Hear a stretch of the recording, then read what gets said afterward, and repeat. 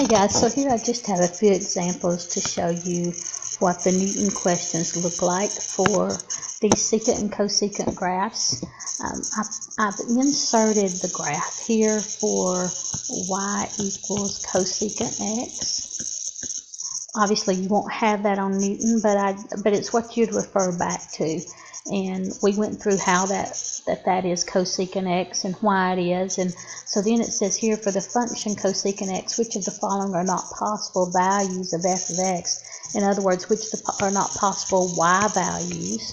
So we can see as our y values here, we've already talked about they start at 1 and go up, or they start at -1 and go down.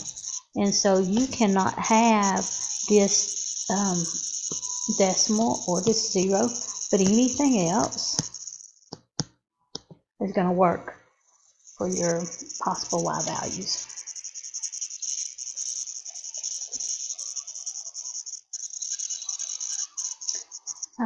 This one, which of the following is not in the domain of cosecant x? So not in the domain, that's going to be where your x values have an asymptote. So anything, we've already talked about that, any of these multiples of pi. So you've got 0 and pi and 2 pi, negative pi. So anything that's got those pi's are not in the domain because that's where sine equals 0. So it'd be 1 over 0 or undefined. So the only one on that one would be this pi.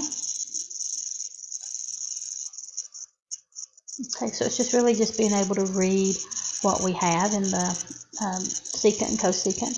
So number 3 says on the domain from 0 to 2 pi, and I know I've got the graph running from -2 pi to +2 pi, but it just wants you to look at from 0 to 2 pi on this one.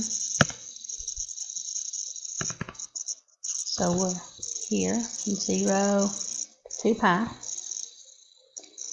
Which of the following values of x will cosine x equal secant x? And we talked about that it's where they have their 1s and their -1s. Alright, so that happens here at 0, because cosine of 0 is 1. Okay, so that means secant, which is 1 over the cosine, would be 1. So 0. They're here at the -1, which would be at pi.